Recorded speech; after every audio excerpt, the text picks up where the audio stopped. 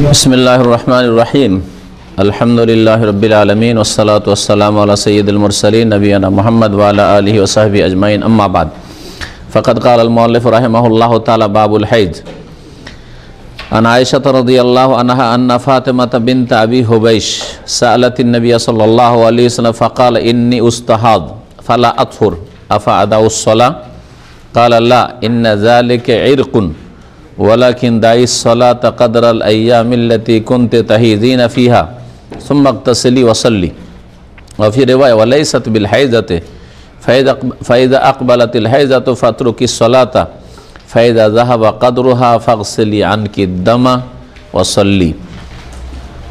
আল্লাহ পাকের প্রশংসা এবং রাসূলুল্লাহ সাল্লাল্লাহু আলাইহি ওয়াসাল্লামের উপর সালাত ও সালামের পরে আমরা উমদাতুল আহকাম থেকে বাবুল হাইজ শুরু করব। লেখক বলছেন বাবুল হাইজ, এই অধ্যায় হচ্ছে মাসিক ঋতু সম্পর্কে। আল হাইজ এই যে মাসিক মহিলাদের প্রতি মাসে কয়েকদিন যে বিশেষ সময়গুলিতে রক্ত এসে থাকে জরায়ু থেকে, একে হাইজ বলা হয়। বলছেন ভাষ্যকার, আল হাইজ ও দামুন, মাসিক ঋতু হাইজ এমন একটি রক্ত যা আল্লাহুল্লাহ তাআলা মিন রহমাতি ওয়া হিকমাতি ফি রাহিমিল মারআতি, যা আল্লাহ রাব্বুল আলামিন তার অনুগ্রহে এবং তার হিকমতে নারীদের জরায়ুতে সৃষ্টি করেছেন। তার মানে হাইজের রক্ত জরায়ুর ভেতর থেকে আসে। তাতে কি হয়, উদ্দেশ্য কি? গেজা আল্লে জেনি নেহা, এতে আহার রয়েছে ওই শিশুর জন্য, পেটে যে থাকা অবস্থায় ওই বাচ্চা ওর জন্য, পেটের বাচ্চার জন্য।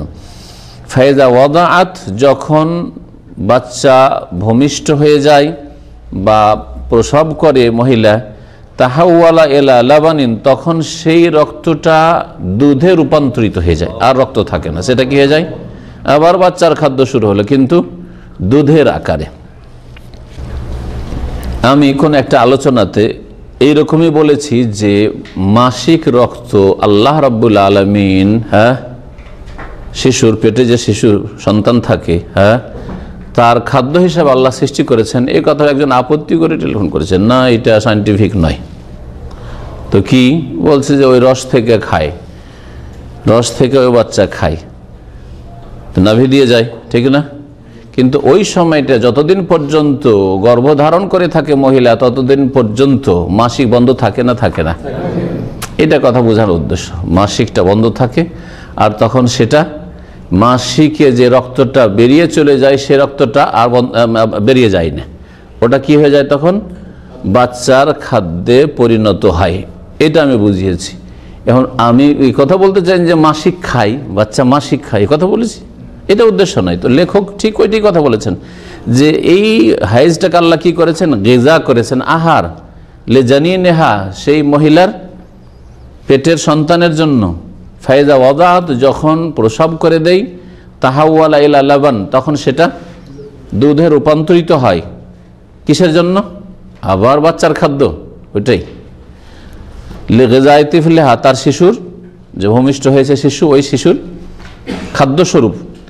ফায়দা কানাত গায়রা হামেল, যদি গর্ভধারণ করে না থাকে, ওয়ালা মুরজি, আর স্তন্যদান না করে, তাহলে এই অতিরিক্ত রক্ত যাবে কোথায়? তখন বেরিয়ে পড়ে শরীরে। সেটা বদ্ধ হয়ে থাকলে সেটা ক্ষতিকারক হবে, বিভিন্ন রকমের রোগ দেখা দিবে। তাই আল্লাহ পাক সেটাকে বের করে দেওয়ার ব্যবস্থা করেছেন তার হিকমতে।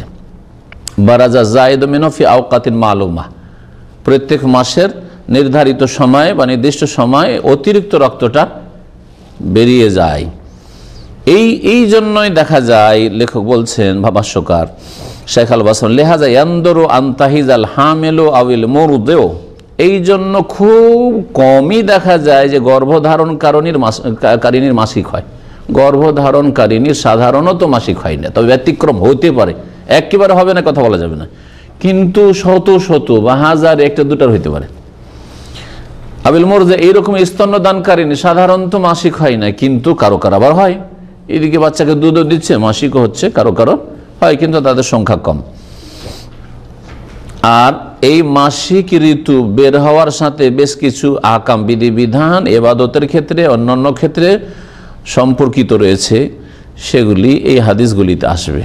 4টি হাদিস লেখক নিয়ে এসেছেন, উমদাতুল আহকামের লেখক এই কিতাবে। প্রথম হাদিস আয়েশা রাদিয়াল্লাহু তাআলা আনহা থেকে বর্ণিত, তিনি বলছেন আন্না ফাতেমা বিনত আবি হুবাইশ সাআলাতিন নবী সাল্লাল্লাহু আলাইহি ওয়াসাল্লাম, আবু হুবাইশের মেয়ে ফাতিমা নবী করিম সাল্লাল্লাহু আলাইহি ওয়াসাল্লামকে জিজ্ঞেস করলেন, সাহাবিয়া, ফাকালাত, বললেন তিনি, ইন্নী উস্তাহাদ ফালা আথুর, আমার খুব ইস্তেহাজা হচ্ছে। ইস্তেহাজার রক্ত যেটা মাসিক ঋতু ছাড়াও অতিরিক্ত এত বেশি সময় ধরে আর বেশি রক্ত আসে, যেটা মোটামুটি গোটা মাস বা মাসের অধিকাংশ সময়কে ছেয়ে যায়, এটা হচ্ছে ইস্তেহাজা। গোটা মাস ধরে থাকে অথবা মাসের 20 দিন 25 দিন পর্যন্ত থাকে। তো এতদিন সাধারণত হাইজ থাকে না, তখন ওর সেটা হাইজ নয়, মাসিক ঋতু নয়, ওর ইস্তেহাজা হয়তো এই ফাতেমার।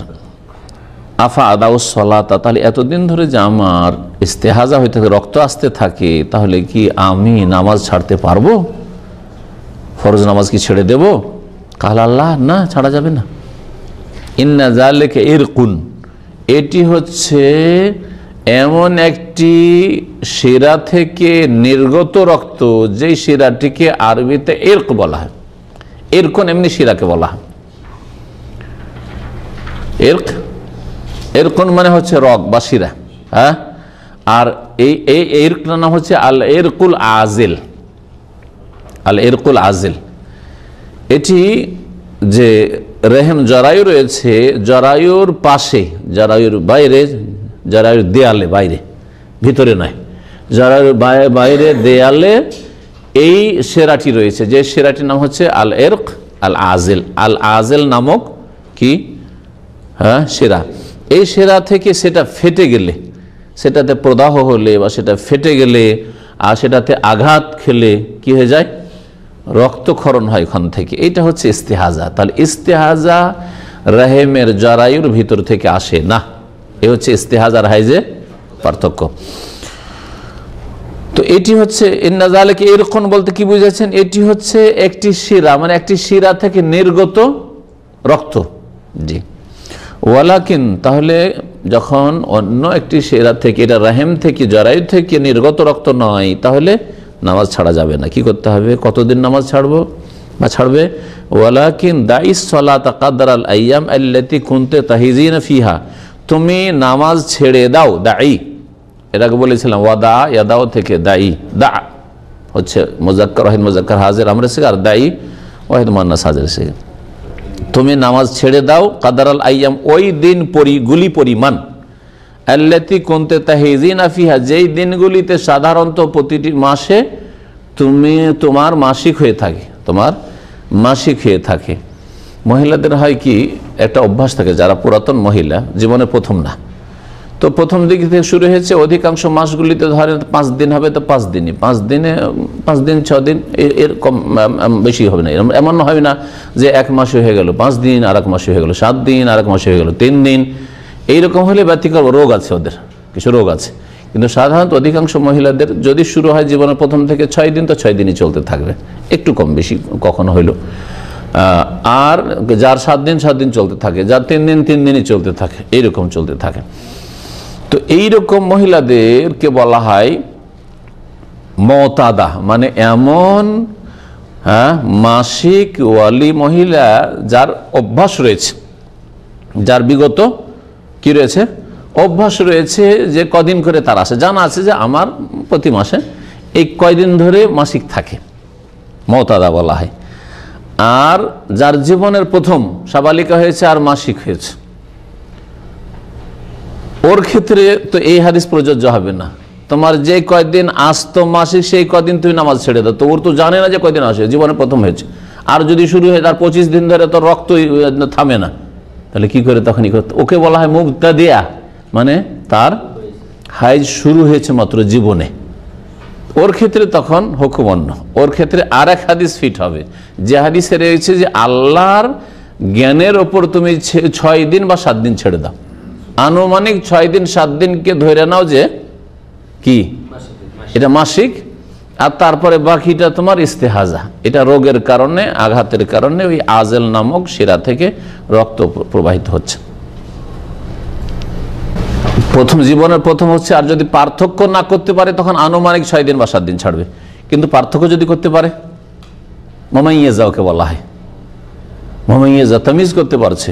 তামিজ করা মানে হাইজের রক্ত এটা আর এটা হাইজের রক্ত নাই, এটা কেমন করে তামিজ করা যাবে? কেমন করে করা যেতে পারে? হাইজের রক্তের দুটো গুণ আছে, একটা হচ্ছে তাতে দুর্গন্ধ থাকবে বেশি, আর আরেকটা হচ্ছে সেটা কালো রঙের থাকবে। ইন্না দামাল হাইজে দামুন আসওয়াদ, হাদিসে রয়েছে। ইউরাফু, হাইজের রক্তর আসল হচ্ছে যে সেটা কালো রঙের হবে, গাঢ়, আর সেটা চেনা যাবে, জি, আর দুর্গন্ধ বেশি থাকবে। আর পক্ষান্তরে ইস্তেহাজার রক্ত যেহেতু তাজা রক্ত, সেই জন্য সেটা লাল হবে, আর তাতে ওই রকমের পচা সরা দুর্গন্ধ থাকবে না, জি। তো যদি তামিজ করতে পারে তাহলে যেই কয়েকদিন দেখছে যে না এটা তো খুব কালো হয়ে আসছে আর গন্ধ, তাহলে এটা হচ্ছে হাইজ। আর এখন থেকে তাজা রক্ত শুরু হয়ে গেছে, তাহলে তখন থেকে ইস্তেহাজা ধরবে। আর ইস্তেহাজা মানে এখন গোসল করে নামাজ শুরু করতে হবে, নামাজ মাফ নেই। আর যতদিন পর্যন্ত হাইজ 6 দিন 7 দিন ধরতে হোক তাকে, জীবনের প্রথম আর পার্থক্য করতে পারছে না, গায়ের মোমাইয়েজা, অথবা সে তামিজ করতে পারছে, তাহলে যে কয়েন তামিজ করতে পারছে যে এটা হাইজ, নামাজ মাফ, জি। আর যার অভ্যাস রয়েছে তো অভ্যাসের দিনগুলি ছেড়ে দিবে, আর বাকি দিনগুলো যদি কন্টিনিউ চলতে থাকে রক্ত, তাহলে বাকিগুলিতে কি করবে? নামাজ পড়বে গোসল করে, একবার গোসল করে, তাহারাত অর্জন করে। তো বলছেন নবী সাল্লাল্লাহু আলাইহি ওয়াসাল্লাম যে তুমি যে কয়েকদিন তোমার হাইজ আসতো সেই কয়েকদিন তুমি নামাজ ছেড়ে দাও, সোমবাক্তাসিলি, তারপরে গোসল করে নাও, কারণ হাইজ থেকে পাক হয়ে গেছো, যদিও রক্ত আসতে আছে কিন্তু এটা হচ্ছে ইস্তেহাজা রক্ত, গোসল করে নাও, ওয়াসাল্লি, আর তারপরে নামাজ পড়া শুরু করে দাও, সালাত আদায় করা শুরু করে দাও। ওয়াফি রিওয়ায়া আরেকটি বর্ণনা রয়েছে, ওয়ালাইসাত বিল হাইজাতি, এরকম রয়েছে, ইন্না যালিকা ইরকুন, এটি হচ্ছে একটি শিরা থেকে নির্গত রক্ত, ওয়ালাইসাত বিল হাইজাতে, এটা হাইজ নয়, ওর সাথে সম্পর্ক আছে। এই রক্তটি হচ্ছে ইস্তেহাজা রক্তটি, ওয়ালাইসাত বিল হাইজাতে, হাইজ নয়, মাসিক নয়। ফাইজ আকবালাতিল হাইজাত, সুতরাং যখন মাসিক আসবে, ফাতরুকি সালাত, তখন নামাজ ছেড়ে দিও। ফাইজা যাহাবা কাদরুহা, আর যখন মাসিকের পরিমাণটা চলে যাবে, মানে মাসিক শেষ হয়ে গেছে, বুঝতে পারছো, হ্যাঁ, ফাগসেলি আনকে দাম, তখন তোমার রক্তকে তোমার থেকে ধুয়ে ফেলো। রক্ত ধুয়ে ফেলা মানে শুধু লজ্জাস্থান ধুয়ে ফেলা নয়, এখানে অন্য হাদিস এর ব্যাখ্যা করে, আগের হাদিস সুম্মাগতাসিল, গোসল করতে হবে, রক্ত বন্ধ হয়ে গেছে, হ্যাঁ, ফাইজা জাহাবা কাদরুহা, রক্তের এই যে হাইজের রক্তের যে পরিমাণটা ছিল চলে গেল, মানে রক্ত বন্ধ হয়ে গেছে। যখন রক্ত বন্ধ হয়ে গেছে, মাসিক রক্ত, তখন কি করবে? গোসল করে নাও, ওয়াসাল্লি, আর সালাত আদায় করতে থাকো। ভাষ্যকার বলছেন তাই যে ইরকুন মানে ইরকুন ইনফাজার, এমন একটি রগ বা শিরা যেটা ফেটে গেছে, যেমন কামা জাফি ইহদার রিওয়ায়াত, ওয়া ইয়াকারু লিহাযাল ইরকে, এই রগটিকে, এই শিরাটিকে আল আজেল বলা হয়। এই আজেল, এই শিরাটি কোথায় আছে? ওয়াহুয়া ফি আদনার রাহেমে দুনা কারিহি, বলছে যে সেটা রাহেমের মুখের দিকে করে আছে, দুনা কারি, সেটা গভীরতাই নেই। আর যেটা হাইজ সেটা আসে মিন কারে রাহমিল মারআতি, নারীদের যে জরায়ু রয়েছে, জরায়ুর একবার গভীর স্থান থেকে আসে, ভেতর থেকে আসে।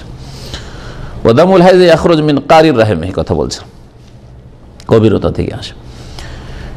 এই হাদিস থেকে যা জানা গেল তা হচ্ছে যে আল ফারকু বাইনা দামিল ইস্তেহাজা তো বাইনা দামিল হাইজ, ইস্তেহাজা এবং হাইজে রক্তে পার্থক্য রয়েছে।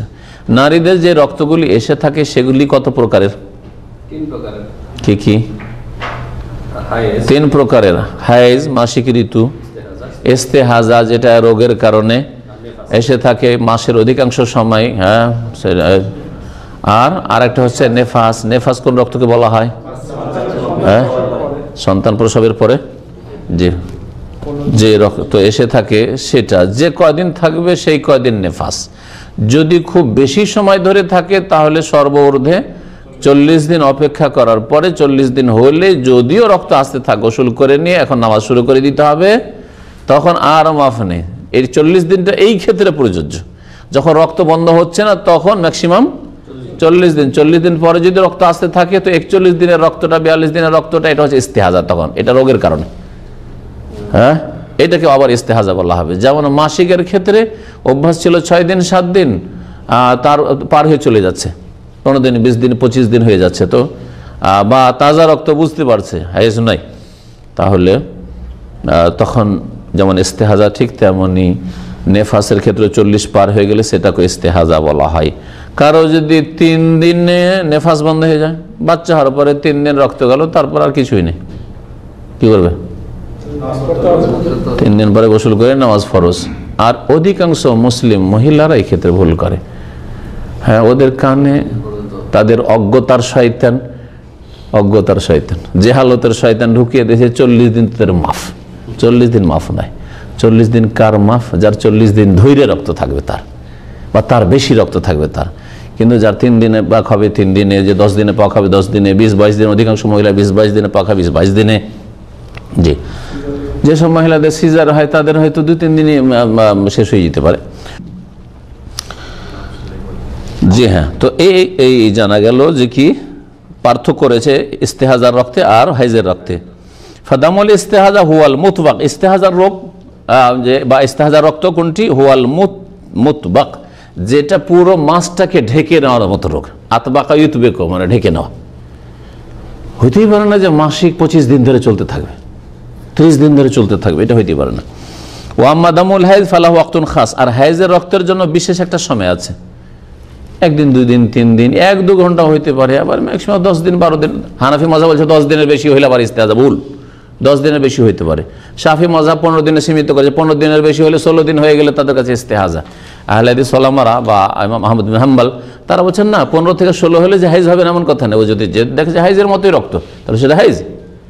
18 দিন 20 দিনও হাইজ হইতে পারে, তাহলে 15 দিন অর্ধেক থাকছে, তাহলে 15 দিন যদি 15 দিনের 16 দিন হয় তাহলে যে ইস্তেহাজা ধরে নেব, এটাও মাসলা ইমাম শাফির বা শাফিঈদের ঠিক নয়। আর 10 দিনে 11 দিন হলে হানাফি মাযহাবে যে ইস্তেহাজা ধরে নেব, এটাও ঠিক নয়।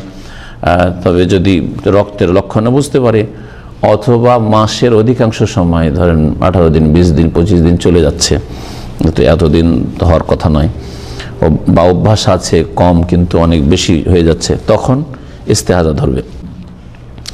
অনেক সময় এই ক্ষেত্রে খুব জটিলতা চলে আসে, বোঝাই মুশকিল। তো ওই ক্ষেত্রে আল্লাহর উপরে তাওয়াক্কুল করে যার অভ্যাস আছে অভ্যাসের উপর আমল করবে। আর যে প্রথমখানে সে পার্থক্য যদি করতে পারতো পার্থক্য করলো, পার্থক্য না করতে পারলে আল্লাহ পাকের হাওয়ালা করে 6 দিন বা 7 দিন ছেড়ে দিয়ে বাকিটাতে গোসল করে নামাজ পড়তে থাকবে। তাতে যদি ইজতিহাদে ভুল হয় আল্লাহ মাফ করবেন। জি, হাইজের রক্ত হইলে এমন মিনাস সালাত, নামাজে বাধা সৃষ্টি করে, মিন গায়রে কাযাইল্লাহ, কিন্তু কাজাও করতে হবে, নামাজ মাফ। আর এই বিষয়ে ইজমা রয়েছে একমাত্র খাওয়ারিজ ছাড়া, সালাফ খালাফ সবাই, সমস্ত মাযহাবের। খারেজিরা কট্টরপন্থী, আলী রাদিয়াল্লাহু আনহু জামানা থেকে যে খারেজিরা বেরিয়েছে, এই খারেজি চরমপন্থীরা বলছেন নামাজ মাফ নেই। হাইজের নামাজ কাজা করতে হবে, যেমন রোজা কাজা করতে হবে, তেমনি নামাজ ওদের কাছে কাজা করতে হবে। নামাজ কাজা করা খুব মুশকিল, প্রত্যেক মাসে যদি 8 দিন 10 দিন 12 দিন 15 দিন কাজা করতে, এটা খুব মুশকিল। সেজন্য আল্লাহ পাক কি করেছেন? আসান করে দিয়েছেন, মাফ। রোজা কাজা করা সহজ, রোজা রমজান মাসে একবারই না মাসিক আসবে, 5 দিন 7 দিন 10 দিন হয়ে গেল, তো এটা সহজ। এই জন্য রোজার ক্ষেত্রে কাজা জরুরি, কিন্তু নামাজের ক্ষেত্রে মাফ। নামাজের ক্ষেত্রে যদি কেউ কাজা করে তাহলে সে খারেজি পন্থায় চলবে, গুনাহগার হবে, সে বিদাতি। আন্নাল মুস্তাহাজা আল্লাতী তারিফু কদর আদাতে হাইজিহা, ইস্তেহাজা বিশিষ্ট মহিলা যদি তার মাসিকের পরিমাণ যদি বুঝতে পারে যে এই পর্যন্ত মাসিক, তাহলে সেই হিসাবটা সে রাখবে। সুম্মা তাগতাসিল, তারপরে গোসল করে নিবে ওইটা পুরা হওয়ার পরে, আর তারপরে তখন বাকি যে রক্ত আছে সেটাকে পবিত্রতা মনে করে ইবাদত বন্দি করবে। হাইজের রক্ত নাপাক, এই হাদিসে কি করে জানা গেল? নবী সাল্লাল্লাহু আলাইহি ওয়াসাল্লাম বলেছেন ফাগসিলি আনকি দাম, তোমার থেকে রক্ত ধুইয়ে না। ধুইতে বলা হয়েছে এই জন্য যে রক্ত হচ্ছে নাপাক, হাইজের রক্ত নাপাক। ইন্নাহু লা ইয়াজিবু আলাল মুস্তাহাজা তাকরারুল গুসল লিকুল্লি দুখুলি ওয়াক্তিস সালাহ। হাইজের রক্ত নাপাক কেন বলা হলো? কারণ সাধারণ মানুষ মনে করে যে রক্ত মানে নাপাক, রক্ত মানে নাপাকের দলিল কিছুই নেই। ওমর রাদিয়াল্লাহু রক্তের অবস্থায় নামাজ পড়েছেন, জেহাদের ময়দানে সাহাবায়ে আহত থেকেছেন, অহরহ নামাজ পড়েছেন ওই কাপড়ে, নাকি সবসময় কাপড় বদলাইতে থাকতেন? স্পষ্ট দলিল। ওমর রাদিয়াল্লাহু আনহু ফজর নামাজে যে তার উপর আক্রমণ হইল, বাকি নামাজটা পুরা করেছেন, একবারে গোটা শরীরে রক্ত, ঠিক না? তো এই জন্য এমনি শরীরের রক্ত নাপাক নয়, এমনি শরীরের রক্ত নাপাক নয়। কাপড় বদলাতে পারলে ভালো, কিন্তু সহি হচ্ছে যে রক্ত নাপাক নয়, কিন্তু হাইজের রক্ত নাপাক, হাইজের রক্ত হচ্ছে নাপাক।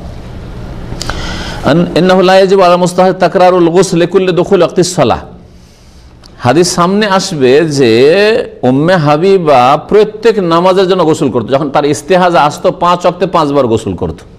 তো অনেকে ভেবেছে যে তিনি যেহেতু এরকম করতেন এটি হয়তো নবীর হুকুম, সেজন্য বলছে যে না, প্রত্যেক ওয়াক্তের জন্য নামাজের জন্য কি করতে হবে? গোসল করতে হবে। এই ফতোয়াটি ভুল। একবার গোসল করবে, একবার গোসল করবে প্রতিদিন, আর বাকি প্রত্যেক নামাজের জন্য উজু করবে। ইস্তেহাজার যা রোগ আছে, মানে অতিরিক্ত রক্ত আসে, কি করবে? এক উজুতে কয়েক ওয়াক্ত নামাজ পড়তে পারে, জোহর আসর পড়বে না, মাগরিব এশা পড়বে না, প্রত্যেক ওয়াক্তের জন্য কি করবে? উজু করবে। এটা হচ্ছে সর্বনিম্ন আবশ্যক। আর আরেক ধরনের হাদিস আছে যে এক মহিলা 2 ওয়াক্ত জমা করতো, জোহর আসরের জন্য একটা গোসল করতো, মাগরিব এশার জন্য একটা গোসল করতো, আর ফজর একটা গোসল, 3 গোসল। তাহলে এইরকম করলে এটা মুস্তাহাব, ভালো হতে হবে। কি গোসল করলে শরীরটা ঠান্ডা হয়, আর শরীর ঠান্ডা হলে রক্ত কম প্রবাহিত হয়, তাহলে ইস্তেহাজার রক্তের পরিমাণটা কমে আসবে, এই ফায়দা রয়েছে।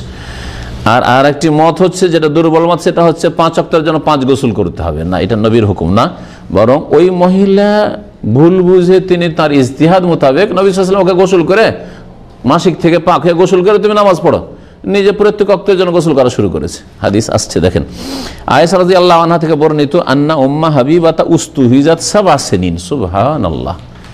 এই উম্মে হাবিবা বিনতে কে? আবি সুফিয়ান, আবু সুফিয়ানের মেয়ে উম্মে হাবিবা রাদিয়াল্লাহু আনহা। কে তিনি? নবী সাল্লাল্লাহু আলাইহি ওয়াসাল্লামের স্ত্রী না? আবু সুফিয়ানের মেয়ে উম্মে হাবিবা।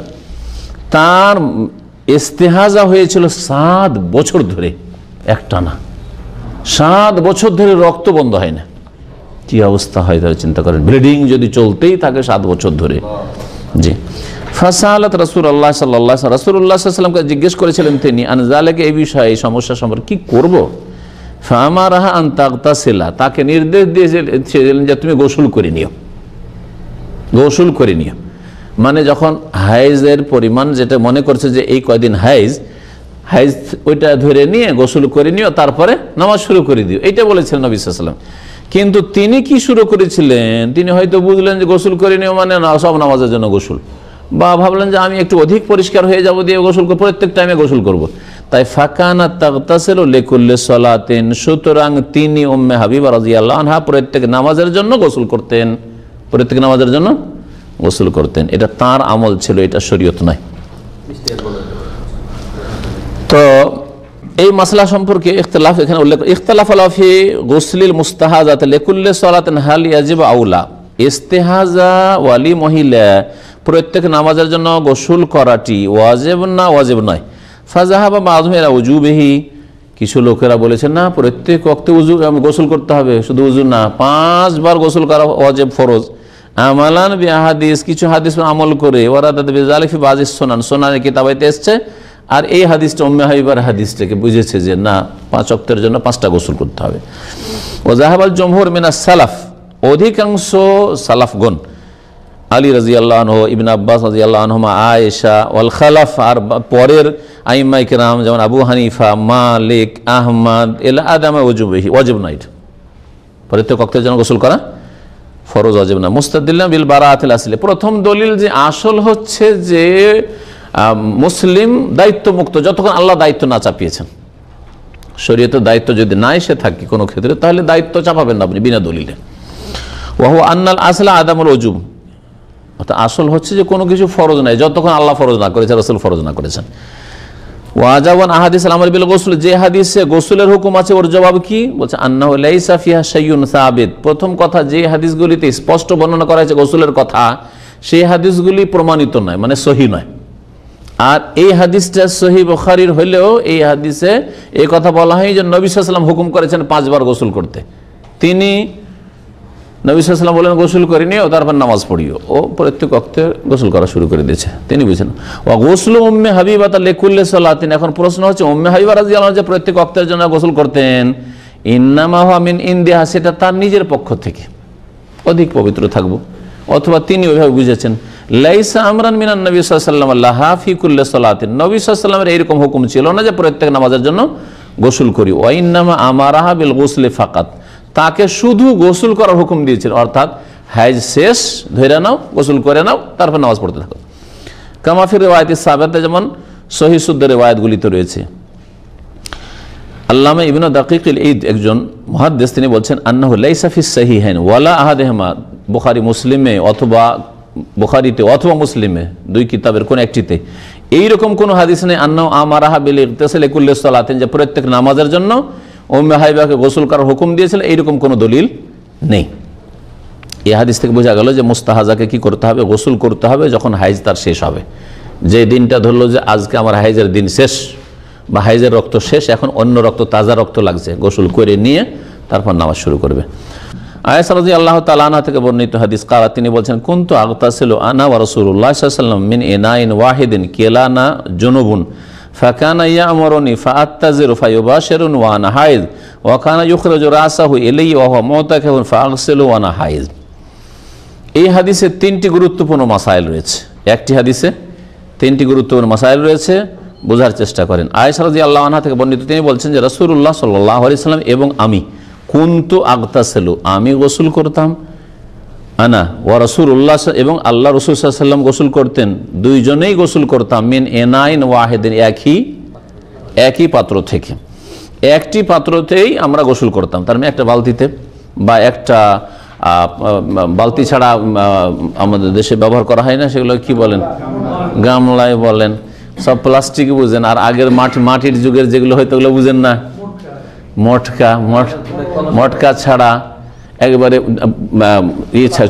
চওড়া হয়ে থাকে, আমরা আমাদের আঞ্চলিক ভাষায় নাইন বলতাম, নাইন্দা, দেখলেন? হ্যাঁ, ওগুলো সব নাম ভুলে গেছেন, মাটির তৈরি করা যেগুলো, নাইন্দা, হ্যাঁ, সারি, চলো জি, চারি, আচ্ছা, যে কোনো পাত্র হোক, এক কথায় পাত্র ছিল, একই পাত্রে রাসূলুল্লাহ সাল্লাল্লাহু আলাইহি ওয়াসাল্লাম, তার বিবি আয়েশা রাদিয়াল্লাহু আনহা, স্বামী স্ত্রী দুইজনে গোসল করতেন। এই হাদিস থেকে একটি মাসলা, গুরুত্বপূর্ণ মাসলা ইস্তেমত হয়, যে ক্ষেত্রে হানাফিরা ভুল করে, সেটা হচ্ছে তাদের কাছে মায়ে মুস্তামাল নাপাক, ব্যবহৃত পানি, যে পানি ব্যবহার হয় সেটা কি হয়ে যায়, নাপাক। স্বামী স্ত্রী দুজন গোসল করছে, আর পানি উঠাচ্ছে, ও পানি উঠাচ্ছে, ও পানি উঠাচ্ছে, গোসলের পানিগুলো ছিটে ওই বর্তনে পড়বে না, পাত্রে পড়বে না, তাহলে গা থেকে ছিটে যে পড়ছে ওগুলো তো মুস্তামাল ব্যবহৃত পানি, তো নাপাক পানি যদি পাক পানিতে পড়ে তো বাকিটা নাপাক হয়ে গেল না, তো কি করে পবিত্রতা অর্জন হইল, বুঝতে পেরেছেন? সুতরাং এই হানাফি ফিকার ফতোয়া যে মায়ে মুস্তামাল নাজিস নাপাক, এটি ভুল ফতোয়া। ব্যবহার করা পানি হইলেই নাপাক হয়ে যায়। একজন লোক উজু করেছে আর পানি ধরার মতো, হ্যাঁ, কোন একটা পাত্র নিচে রাখা আছে, বলছে এটা নাপাক পানি, না নাপাক পানি নেই। হানাফিরা যারা এগুলো ফতোয়া ফকিরা দিয়েছে তাদের দলিল কি জানেন? বলছে গুনাহ যে ঝরে পড়ছে, গুনাহ ঝরে পড়লে নাপাক হয়ে যাবে, স্পষ্ট এগুলো হাদিস বাদ দিয়ে বলছে গুনাহ ঝরে পড়ছে, গুনাহ ঝরে পড়লে নাপাক হয়ে যায়। দলিল কি? কেলানা জনবন, আমরা উভয়ে কি হইতাম, জনবি অবস্থায়, মানে দুইজনেরই গোসল ফরজ, এমন না যে সুন্নাত মুস্তাহাব গোসল, বরং ফরজ গোসল করতাম দুইজন একসাথে। ফরজ গোসলের ক্ষেত্রেও একই পাত্র থেকে গোসল করতাম, পানি ছিটে ছিটে পড়তো, স্পষ্ট নাফাকির গোসল। ফাকানা ইয়ামুরুনি, এটা একটা মাসলা হয়ে গেল, যে এক বালতিতে গোসল করা। ফাকানা ইয়ামুরুনি, আর দ্বিতীয় মাসলা হচ্ছে যে নবী সাল্লাল্লাহু আলাইহি ওয়াসাল্লাম আমাকে নির্দেশ দিতেন, যখন চাইতেন যে তিনি একটু আমাকে জড়িয়ে ধরবেন মাসিক অবস্থায় বা পাশাপাশি যেটা বিনোদন করা, তখন কি করতেন, ইয়ামুরুনি, আমাকে নির্দেশ দিতেন লুঙ্গি বা নিচের ভাগে একটা কাপড় জড়িয়ে নেওয়ার জন্য।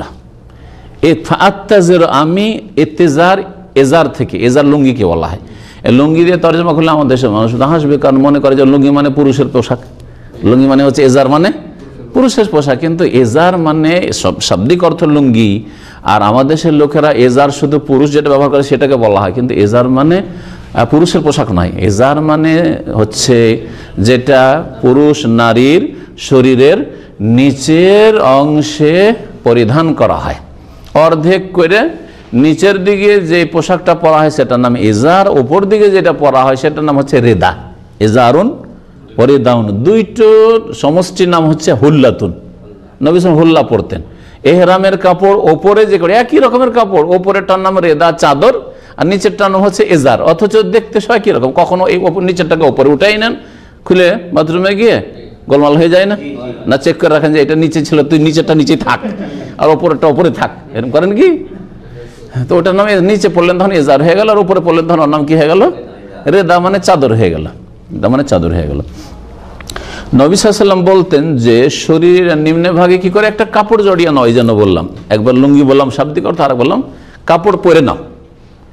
তার মানে একবার গোটা শরীর নগ্ন অবস্থায় জড়িয়ে ধরতেন না রাসূলুল্লাহ সাল্লাল্লাহু আলাইহি ওয়াসাল্লাম, মাসিক অবস্থায়। এটা অধিক সতর্কতা, এটা মুস্তাহাব, এটা ওয়াজিব নয় যে মাসিক অবস্থায় আপনি স্ত্রীকে আপনি নগ্ন অবস্থায়, কারণ আপনার জায়েজ, আপনার জন্য আপনি জড়িয়ে থাকতে পারবেন না কম্বলের নিচে অথবা নিজের বিছানায় নির্জনে, এমন কথা নাই শরীয়তে। ফাআত্তাজির, আমি আমার শরীরের নিম্নে ভাগে কাপড় জড়িয়ে নিতাম, ফায়ুবাশিরুনি, তারপরে আমার শরীরের সাথে শরীর মিলাতেন। বাসারা, বাসারুন মানে হচ্ছে চামড়া, শরীরের চামড়া। হ্যাঁ, মানুষকে দেখা যায় যে সেজন্য মানুষকে বাসার বলা হয় এখান থেকে। ফায়ুবাশিরুনি, আমার শরীরের সাথে শরীর মিলাতেন, জড়িয়ে ধরে আলিঙ্গন করে, শুয়ে হোক আর দাঁড়িয়ে হোক আর যেভাবে হোক। ওয়া আনা হায়েজুন, আর সেই অবস্থায় আমি ঋতুবতী হইতাম, মাসিক ঋতুতে হইতাম।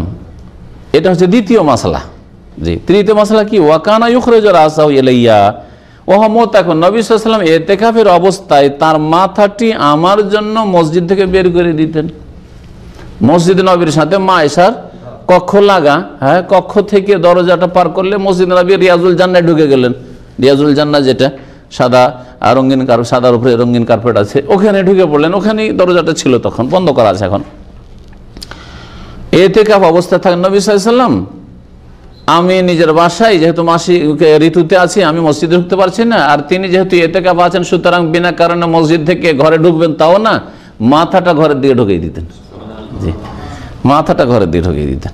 তাহলে বোঝা গেল যে কিছু অংশ যদি ইতিকাফ অবস্থায় মসজিদ থেকে বের করে দেওয়া হয়, তাহলে সেটা ইতিকাফ পরিপন্থী নয়, মসজিদ থেকে বেরিয়ে যাওয়া নয়।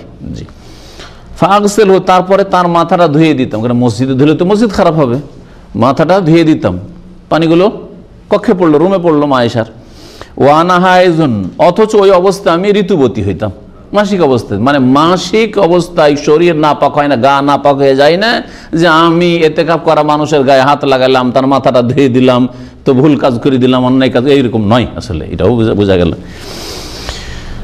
ভাষ্যকার বলছেন ইশতামালা হাযাল হাদিস আলা সালাসি মাসাইল, এই হাদিসে তিনটি গুরুত্বপূর্ণ মাসাইল রয়েছে। প্রথম হচ্ছে আন্নান নবী সাল্লাল্লাহু আলাইহি ওয়া যাওজাতু কানা ইয়াগতাসিলান মিনাল জানাবাতি মিন ইনাইন ওয়াহিদিন, নবী সাল্লাল্লাহু আলাইহি ওয়াসাল্লাম এবং তার বিবি আয়েশা রাদিয়াল্লাহু আনহা একই পাত্রে ফরজ গোসল করতেন।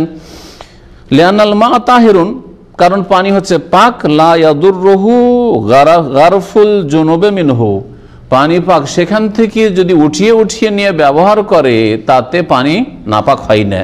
শরীর থেকে ছিটে পড়লে, কিছু ব্যবহার হলো, কিছু ছিটে পড়লো, বা যেগুলো ব্যবহৃত হলো গা থেকে আবার ছিটে পড়লো পাত্রে, এতে নাপাক হয় না।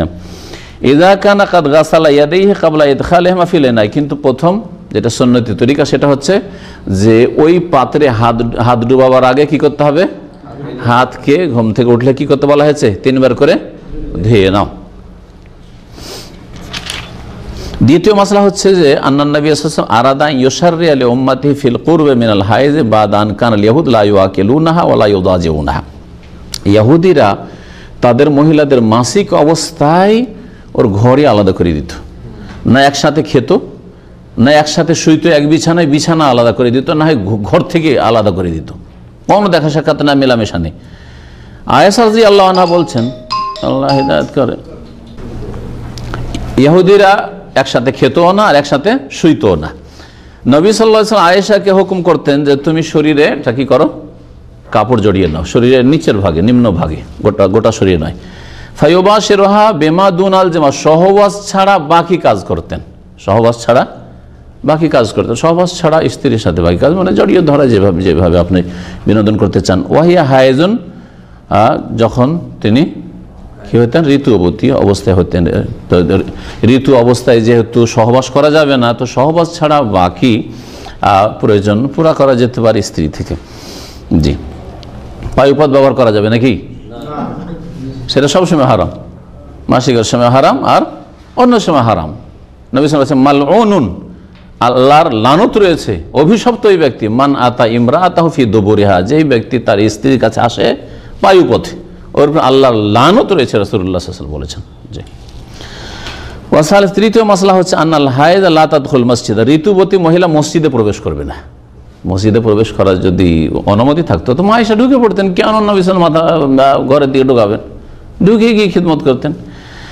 লে আল্লাহ তো লাউসু, যাতে করে মসজিদে কিছু নাপাকি না পড়ে যাওয়া। লেহাজা কানান নবী ইউখরিজু ইলাইহা ফি বাইতিহা রাসাহু, এই জন্য নবী করিম সাল্লাল্লাহু আলাইহি ওয়াসাল্লাম মা আয়েশার জন্য তার বাড়ির দিকে মাথাটা বের করে দিতেন। ওয়া ফিল মসজিদ, নবী সাল্লাল্লাহু আলাইহি ওয়াসাল্লাম মসজিদে হইতেন আর মা আয়েশা নিজের কক্ষ থেকে বা বাড়ি থেকে ধুয়ে দিতেন। মিম্মা ইয়াদুল্লু আলা আন্না কুরবাল হাইদ লা মানিয়া মিনহু লিমিসলি হাযিল আমাল, এতেকাফ অবস্থায় থাকলেও ঋতুবতী মহিলা আর তার স্বামীর কাছাকাছি হইলে কোনো দোষের কথা না, গায়ে হাত লাগালে বা কাছাকাছি হইলে কোনো দোষের কথা না এইরকম কাজের ক্ষেত্রে। ওয়াকাদ শরিয়া তৌসিয়াতান বাদা হারাজিলিয়াত, ইহুদিরা সংকীর্ণ করে দিয়েছিল তাদের ধর্মে এই বিষয়টিকে, আর দ্বীন ইসলামে ছাড় দেওয়া হয়েছে, কিন্তু এত ছাড় নয় যে মাসিক অবস্থায় কেউ সহবাস করবে। জি, এই হাদিস থেকে যে মাসাইলগুলি জানা যায় সেটা হচ্ছে জাওয়াজু ইগতিসালিল জুনবাইন মিন ওয়াহিদিন, দুইজন নাপাক ব্যক্তি, স্বামী স্ত্রী বিশেষ করে এক পাত্র থেকে একসাথে গোসল করতে পারে। একসাথেই যদি গোসল করতে পারে তাহলে একের পর এক এসে যদি গোসল করে, বড় একটা পাত্রে পানি রাখা আছে, একবার একজন গোসল করে চলে গেল, তারপর দুই বন্ধু দুজনের স্বপ্ন শেষ।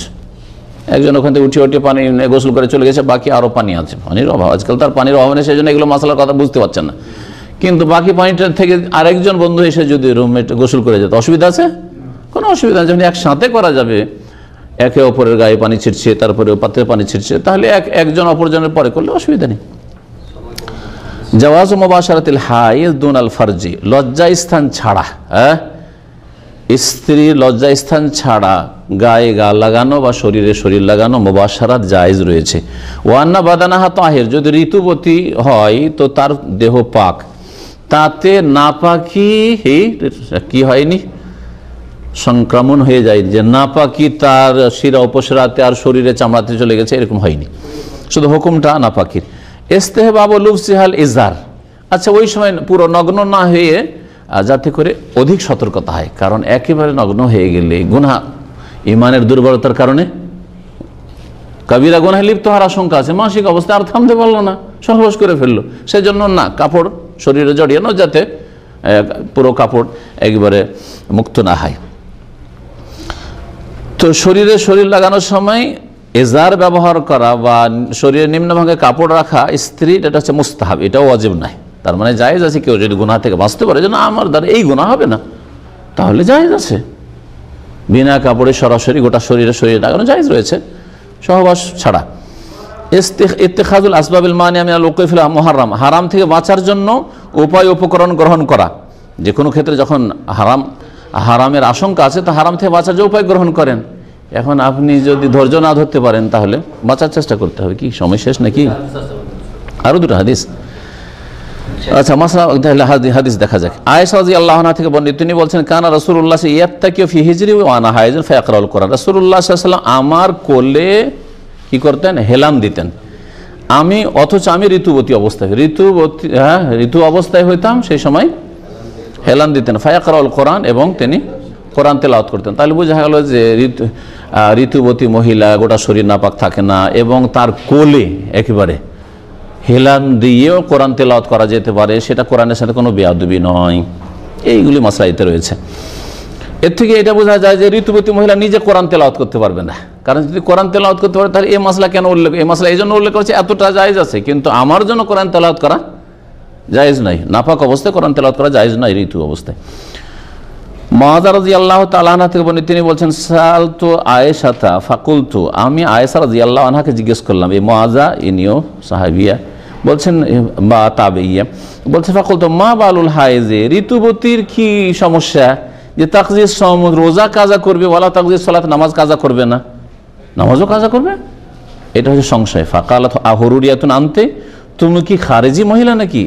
হারুরা নামে একটি গ্রাম ছিল। আলী রাদিয়াল্লাহু তাআলা আনহুর দল থেকে বেরিয়ে গিয়ে ওই সিফিনের যুদ্ধে এই গ্রামে তারা বসবাস শুরু করেছিল, প্রসিদ্ধ ছিল। যেমন দেওবন্দি বলা হচ্ছে, দেওবন্দের আলেম ওলামাকে মানে, ওই থেকে তরিকা মানে, সেই জন্য দেওবন্দি। বেরেলি বলা হয় বেরেলিদের তরিকা, কবর পূজারীদের তরিকা মানে, সেই জন্য ওই রকম হারুরা খারেজি একটা গ্রাম ছিল, খারেজিদেরকে হরুরি বলা হইতো। প্রথম ওই গ্রাম খারেজিদের গ্রাম। ফাকুল তো আমি, তখন ওই মহিলা বললেন, লাস্তু বে হরুরিয়া, আমি খারেজি নই, ওয়ালাকিনি আসল, তবে আমি আমার সংশয় দূর করার জন্য জিজ্ঞেস করছি যে রোজা কাজা করব, আবার নামাজ কেন কাজা করব না। ফাকালাত, বললেন মা আয়েশা, কানা ইউসিবুনা জালিকা, আমাদের এই রকম মাসিক আসতো, ফানুমারু বিকাজায়ে সম, তখন আমাদেরকে হুকুম দেওয়া হয়তো রোজা কাজা করার, ওয়ালা নুমারু বিকাজায়ে সালাত, কিন্তু আমাদেরকে নামাজ কাজা করার হুকুম দেওয়া হইতো না, নির্দেশ দেওয়া হইতো না, সেই জন্য আমরা এই করছি। তার মানে আল্লাহ এবং রসুল আনুগত্যের নাম হচ্ছে দিন। রাসূলুল্লাহ আমাদেরকে সিয়াম কাজা করতে বলেছেন, রোজা, কিন্তু নামাজ কাজা করার হুকুম দেননি। এই হাদিস থেকে জানা গেল যে ঋতুবতী মহিলা ঋতু অবস্থায় তাকদিস সিয়াম, রোজা কাজা করবে, ওই রোজা পরে কাজা করবে, ওই যে রোজাগুলি ছুটবে, ওয়ালা তাকদিস সালাত, কিন্তু যে নামাজগুলি ছুটবে ফরজ নামাজ কাজা করবে না। কারণ নামাজ বারবার করে আসে, প্রতিদিন 5 বার, তাহলে 7টা দিন যদি থাকে তো 5 7 35 ওয়াক্ত, মুশকিল। আর এই জন্য শরীয়তের একটি বিধান হচ্ছে যে যেখানে মুশকিল সেখানে আসান, আল মাশাক্কাতু তাজলিবু তাইসির, ইন্না মাল উসরি ইউসরা। নবী করিম সাল্লাল্লাহু আলাইহি সাল্লাম বলেছেন, আন্না তাকিয়া নবী সাল্লাল্লাহু আলাইহি ওয়াসাল্লাম আলা শাইইন ইউআদ্দু মিনাস সুন্নাহ, নবী সাল্লাল্লাহু আলাইহি ওয়াসাল্লাম যদি কোনো সমর্থন করেন তাহলে সেটাও সুন্নাত। নবী সাল্লাল্লাহু আলাইহি ওয়াসাল্লামের অনুমোদন, চুপ থাকা, সেটাই হচ্ছে সুন্নাত। নবী সাল্লাল্লাহু আলাইহি ওয়াসাল্লাম কোনখান থেকে জানা গেল যে সাহাবায়ে কেরামদেরকে বা সাহাবিয়াতদেরকে সিয়াম কাজা করতে বলেছেন, কিন্তু হুকুম দেননি নামাজ কাজা করা। তাহলে বোঝা গেল যে নবী সাল্লাল্লাহু আলাইহি সাল্লামের যেখানে সমর্থন রয়েছে যে মহিলারা নামাজ কাজা করছে না, তারপর কিছু বলেনি, তার মানে নামাজ কাজা ইসলামে নেই। জি, কেউ যদি এইরকম প্রশ্ন করে উদ্দেশ্য অসৎ, ফাঁসাইবার জন্য অথবা হঠকারিতার উদ্দেশ্যে, তাহলে তাকে ধমকানো চমকানো শরীয়তসম্মত। মা আয়েশা বলছেন, কি তুমি খারেজিয়া নাকি এই ধরনের প্রশ্ন করছো? কিন্তু যখন বুঝতে পারলেন যে না, এ জানার জন্য করছেন, যখন আপনি বুঝতে পারেন যে না, আমার এই স্টুডেন্ট জানার জন্য করছে, যদিও প্রশ্নটা মনে হচ্ছে ভঙ্গিমা তার ঠিক নয়, কিন্তু জানা উদ্দেশ্য, তাহলে তাকে বলুন। যেমন বললেন আয়েশা রাদিয়াল্লাহু, যখন বুঝতে পারলেন যে না, ও জানার জন্য বলছেন। কাউনুল হায়েজ লা তাকজিস সালাত লিআজাইল মাশাক্কা, ঋতুবতী মহিলা নামাজ কাজা করবে না কেন? তার কষ্টের কারণে। এটা প্রমাণ করে শরীয়তের একটি ইসলামী কায়দা, আন্নাল মাশাক্কাতা তাজলিবুত তাইসির। এটা হচ্ছে কায়দা ফিকহিয়া, ফিকহের কিতাবের কায়দা, যে যেখানে মুশকিল রয়েছে, মুশকিল হলে কি আছে শরীয়তে সরলতা আসে বা শরীয়ত সহজ হয়ে যায়। যেমন সফরে মুশকিল, সেই জন্য কসরের নামাজ। আপনার অসুস্থ ব্যক্তি, আপনি গোসল করতে পারছেন না, সেই জন্য তেমন করে নেন, ফরজ গোসল রয়েছে, অথবা উজু করতে পারছেন না, সেজন্য তেমন করে নেন। এইরকম বহু মাসলা শরীয়ত রয়েছে, 2 ওয়াক্ত জমা করে নেওয়ার সফরে, ইত্যাদি ইত্যাদি। ওয়াসাল্লাল্লাহু আলা নবিয়িনা মুহাম্মদ ওয়া আলা আলিহি ওয়া সাহবিহি আজমাইন। একটা হাদিস সম্পর্কে কথা ছিল, তাহলে কোনো মহিলার রক্ত 3 দিন পরে বন্ধ হয়ে গেছে, অথবা এক রাত অথবা একদিন পরে সে কিছু করেছে, আবার রক্ত দেখা দিচ্ছে, তখন সে কি আবার নামাজ ছেড়ে দিবে নাকি আবার 7 দিন পূরণ করবে? দেখতে হবে যে তার অভ্যাস কেমন ছিল। 3 দিন পরে বন্ধ হয়েছে, যদি প্রথম দিকে 3 দিন অভ্যাস থাকে তাহলে মাসিক শেষ হয়ে গেছে। কিন্তু তার যদি 6 দিন 7 দিন অভ্যাস থাকার, এবারে 3 দিন এসে রক্ত বন্ধ হলে একদিনের জন্য, তারপরে আবার শুরু হয়ে গেল, যখন বন্ধ হবে গোসল করে নামাজ পড়বে, কিন্তু আবার যখন রক্ত আসা শুরু হবে আর হাইজের মতো লাগছে বা 6 দিন তার অভ্যাস ছিল, তখন আবার মাসিক।